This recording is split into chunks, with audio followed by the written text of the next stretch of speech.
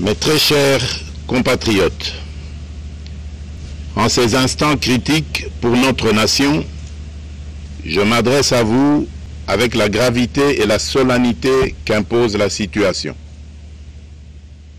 L'Est de notre pays, en particulier les provinces du Nord Kivu, du Sud Kivu et de l'Ituri, fait face à une aggravation sans précédent de la situation sécuritaire. Les forces de défense du Rwanda, en soutien de leurs marionnettes du M23, poursuivent leur entreprise terroriste sur notre territoire, semant la terreur et la désolation parmi nos populations.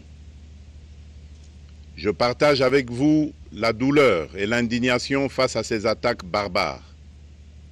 Ces actes ne sont pas seulement une attaque contre la République, mais une offense à l'histoire et à la dignité de notre peuple. En ces moments difficiles, je vous appelle à la résilience et surtout à la résistance. Face à cette situation, permettez-moi de vous rassurer. Une riposte vigoureuse et coordonnée contre ces terroristes et leurs parrains est en cours. Nos vaillantes forces armées de la République démocratique du Congo, symboles de courage et de patriotisme, sont pleinement mobilisées, prêtes à défendre chaque centimètre de notre territoire. J'ai personnellement convoqué et présidé des réunions de crise avec une équipe restreinte du gouvernement, le haut commandement militaire ainsi qu'une réunion interinstitutionnelle afin d'évaluer les récents développements de la situation et de lever les options pour repousser les agresseurs et reconquérir chaque parcelle de notre territoire. À cet effet, j'ai nommé ce 28 janvier le général-major Évariste Somo Kakule au poste de gouverneur militaire du Nord Kivu pour renforcer la coordination des opérations militaires et restaurer l'autorité de l'État. Parallèlement, nous avons engagé d'importantes démarches diplomatiques, notamment au sein du Conseil de sécurité des Nations Unies, ainsi que dans le cadre du processus de paix de Luanda, auquel nous restons pleinement engagés malgré les obstacles. Nous privilégions la voie du dialogue, mais toujours avec lucidité, tout en restant fermement résolus à défendre notre territoire et notre souveraineté par tous les moyens nécessaires. Mais ce combat n'est pas seulement celui des FARDC. C'est le combat de tout un peuple, le combat de notre identité congolaise, afin de léguer aux générations futures un pays prospère et en paix. À tous nos compatriotes, dans chaque province, chaque ville, chaque territoire et chaque village, ainsi que ceux de la diaspora, sans distinction d'appartenance ethnique ou politique, unissons nos efforts. Apportons un soutien indéfectible, moral et matériel à nos vaillants soldats. Mobilisons-nous comme un seul homme pour défendre notre souveraineté et sauvegarder notre intégrité territoriale. Je suis pleinement conscient des souffrances de nos compatriotes qui fuient les hostilités. Le gouvernement est instruit d'activer le plan d'urgence humanitaire pour venir en aide aux déplacés. À vous, habitants de Goma et des environs, je ressens profondément votre douleur qui est aussi la mienne. Elle traverse nos cœurs et nos âmes en tant que fils et filles d'une même patrie. Mais face à cette épreuve, je vous exhorte à puiser dans cette force intérieure qui fait la grandeur du peuple congolais. Résistez avec courage. Faites preuve de vigilance constante et gardez votre calme malgré l'adversité. Sachez que nous ne sommes pas restés inactifs. Des plans de contingence sont préparés pour assurer la protection de la population civile et prévenir toute escalade de la violence. Les dispositifs de sécurité ont été renforcés pour protéger les zones stratégiques et nous travaillons sans relâche pour garantir le fonctionnement des services essentiels. Je tiens à rendre un hommage solennel à tous ceux qui ont payé le prix ultime dans cette lutte pour notre dignité et notre souveraineté. J'ai une pensée pieuse pour le général-major Peter Chirimwami, gouverneur militaire du Nord Kivu, tombé les armes à la main. Je m'incline avec respect devant la mémoire de tous nos militaires et de tous les Wazalendo tombés sur le champ d'honneur. Je pense aussi aux soldats de la mission de la communauté de développement d'Afrique australe, la SAMI d'IRC, qui combattent à nos côtés, aux casques bleus de la MONUSCO, qui ont sacrifié leur vie pour la paix, ainsi qu'aux innombrables civils victimes de la barbarie ennemie. Leur courage et leur sacrifice ne seront jamais oubliés, et nous portons leur flambeau avec la ferme détermination d'achever leur noble combat. Je voudrais ici interpeller directement la communauté internationale et l'Union africaine. Le Rwanda continue de violer ouvertement et sans scrupule les principes fondamentaux de la Charte des Nations Unies ainsi que les accords régionaux.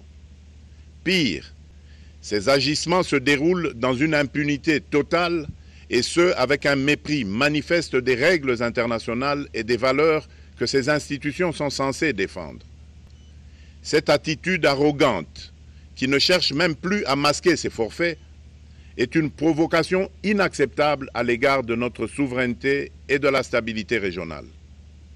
La présence de milliers de soldats rwandais sur notre sol, leur soutien politique, logistique et militaire à leur pantin du M23, ainsi que leur implication dans l'exploitation illégale de nos ressources naturelles, nous conduisent tout droit à une escalade aux conséquences imprévisibles, mettant en danger toute la région des Grands Lacs. Votre silence et votre inaction face à la barbarie du régime de Kigali et aux atrocités perpétrées par ses supplétifs sur notre territoire constituent un affront non seulement à la République démocratique du Congo, mais également aux valeurs universelles de justice et de paix. Le peuple congolais prend acte de cette passivité qui frôle la complicité. Soyez sûrs d'une chose, la République démocratique du Congo ne se laissera pas humilier ni écraser. Nous nous battrons et nous triompherons. Congolaises et Congolais, l'heure est certainement grave, mais notre détermination est encore plus inébranlable. Ce moment critique nous offre l'opportunité de montrer au monde ce qui fait notre force, c'est-à-dire notre unité sans laquelle tous nos efforts seraient vains. Je vous appelle à être vigilants, mais à ne pas céder à la haine, aux divisions ou à la violence. Je condamne avec la plus grande fermeté les actes de vandalisme et de pillage qui ont visé certaines missions diplomatiques accréditées en République démocratique du Congo, ainsi que des intérêts privés dans la ville de Kinshasa. Ces comportements irresponsables dénaturent l'expression saine de notre colère face à l'agression barbare nous imposée et jettent une ombre sur les manifestations pacifiques de soutien à nos vaillantes forces armées qui luttent avec courage et abnégation pour défendre notre souveraineté. Notre engagement doit rester ferme et discipliné. Nous gagnerons cette guerre par notre unité, notre courage et notre sens de responsabilité, et non par la violence aveugle et par l'anarchie. Cette victoire ne sera possible que si chaque Congolais, où qu'il soit, prend toute la mesure du combat qui est le nôtre. J'appelle donc la nation entière, hommes et femmes, jeunes et vieux, acteurs politiques, opérateurs économiques, membres de la société civile, confessions religieuses, artistes et sportifs à se mobiliser, à faire bloc derrière nos vaillantes forces armées et à contribuer chacun à son niveau à l'effort de guerre. J'ai instruit le gouvernement de mettre en place des mesures rigoureuses de réduction du train de vie des institutions et de leurs animateurs afin que les ressources ainsi économisées soient directement réorientées vers le soutien à nos forces armées. Dans cet effort national, j'en appelle également à la responsabilité du secteur privé qui est invité à contribuer activement à cette cause commune.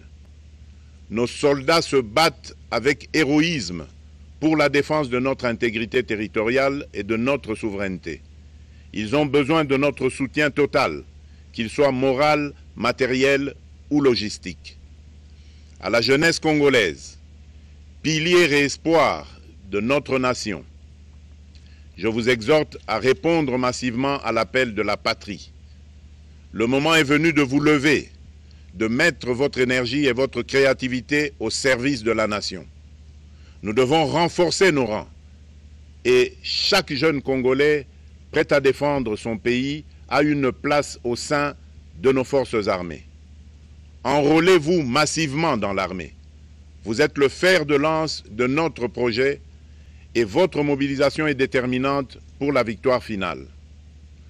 Aux braves populations du Nord Kivu, du Sud Kivu et de l'Ituri, vous êtes le symbole de la résilience congolaise, une source d'inspiration pour toute la nation. Vous n'êtes pas seuls dans cette épreuve. La République tout entière se tient à vos côtés, unis dans l'espoir et la lutte. Ensemble, nous ferons face et surmonterons cette épreuve.